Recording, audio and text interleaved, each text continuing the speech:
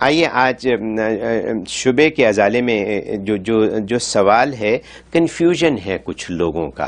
انہوں نے یہ پوچھا ہے کہ جیسے فرض نماز ہے یا سنت ہے یا نفل نماز ہے، یا اور ایسی بہت سی نمازیں جو لوگ پڑھتے ہیں، تو وہ یہ چاہتے ہیں کہ کم از کم ان تین قسم کی نمازوں کے لیے ایک تو یہ کہ بالکل مناسب نیت کیا ہونی چاہیے، اور ان میں کون سی صورتیں افضل سمجھی جاتی ہیں فرض میں پڑھنے کے لیے، اور فرض صحیح طریقے سے اور سنت بالکل صحیح طریقے سے اور نفل بالکل صحیح طریقے سے کیسے پڑھے جائیں.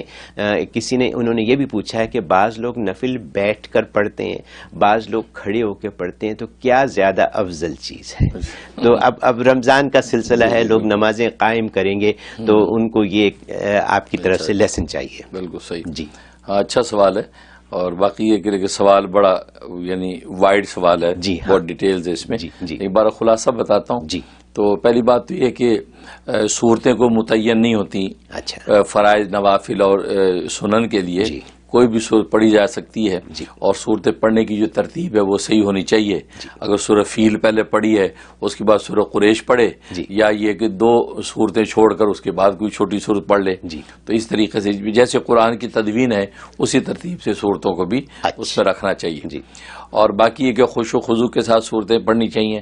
ہاں، نبی کریم صلی اللہ علیہ وسلم سے فرائض کے اندر مختلف مواقع پہ مختلف صورتیں پڑھنا ثابت ہیں کہ فلاں نماز میں فلاں صورتیں آپ نے پڑھی، فلاں میں فلاں صورتیں پڑھی، تو ان صورتوں کا اہتمام کرے کہ تو بہت اچھا ہے. ورنہ یہ کہ جو صورتیں آپ کو یاد ہیں انہی صورتوں کا اہتمام کریں اور پوری یکسوئی کے ساتھ پڑھیں، جن کی تفصیل جو ہے وہ چھوٹا سا رسالہ ہے مفتی اعظم ہند مفتی کفایت اللہ صاحب رحمۃ اللہ علیہ کا، تعلیم الاسلام، اس میں بھی اس کی تفصیل موجود ہے. اور بہشتی زیور ایک کتاب ہے حضرت حکیم الامت مجدد ملت مولانا اشرف علی تھانوی رحمہ اللہ تعالیٰ کی، بہشتی زیور، اس کے اندر بھی ہے. اور پھر میرے دادا پیر حضرت ڈاکٹر عبداللہ عارفی رحمۃ اللہ علیہ، ان کی کتاب اسوہ رسول اکرم صلی اللہ علیہ وسلم، یہ بڑی لاجواب کتاب ہے. وہ ان چیزوں کے لیے انہوں نے احادیث کے حوالے سے پوری تفصیل لکھی ہوئی ہے، تو وہ اس کتاب سے بھی استفادہ کیا جا سکتا ہے.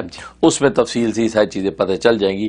لیکن ویسے جو ہے شرعاً کوئی تعین نہیں ہے، کوئی بھی مناسب صورت جو ہے وہ آپ جو نوافل میں اس میں پڑھ سکتے ہیں. سب سے بنیادی چیز یہ ہے کہ آپ پوری یکسوئی کے ساتھ اور پوری انہماک کے ساتھ جو اپنی نماز کو ادا کریں.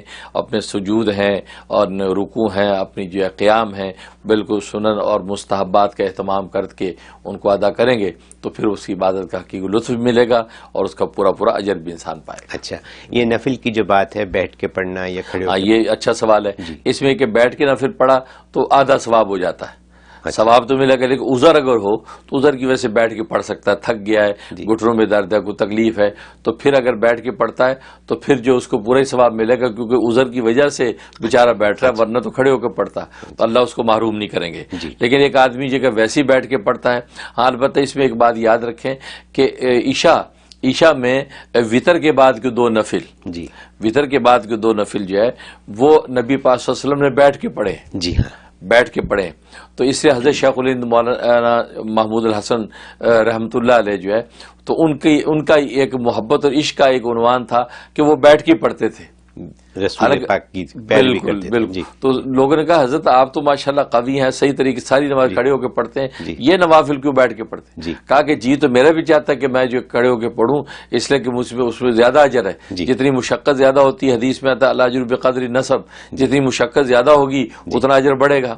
تو اجر تو اس میں زیادہ ہے، لیکن میرے پیارے رسول کی پیاری ادا ہے، میں اپنے نبی کی اس ادا پر عمل کرتے ہوئے بیٹھ کے پڑھتا ہوں. اچھا اچھا. تو بعض دفعہ یہ اس عشق اور محبت میں ہو سکتا ہے اتنا اجر ملے کہ آپ جو وہ اکیرے اور دورے کو بھول جائیں. بالکل. اس لیے یہ بھی تو آشکارانہ بات ہے. لیکن نبی پاک صلی اللہ علیہ وسلم نے وہ دو نفل جو ہے وطر کے بعد جو ہے وہ بیٹھ کے پڑھے اور بیٹھ کے پڑھ سکتے ہیں اتباع سنت کی نیت سے. جی اس طرح کیونکہ عشاء کی تو رکعات زیادہ ہوتی ہیں، تو اس لیے تو کچھ ایسا لگتا ہے کامن سینس کی بھی بات ہے. رسول پاک نے تو ساری کامن سینس کی باتیں کی. بالکل بالکل. امت کو سہولت دی ہے جس سے بیٹھ کے پڑھ سکتے. جی ہاں. تو میرا خیال یہ ہے کہ جنہوں نے سوال بھیجا ان کو کلیریفیکیشن ملی ہوگی، اور جیسے مفتی صاحب نے فرمایا کہ بہت سی کتابیں ہیں، آپ چاہیں تو مزید کتابیں پڑھ کے مزید کلیریفیکیشن لے سکتے ہیں.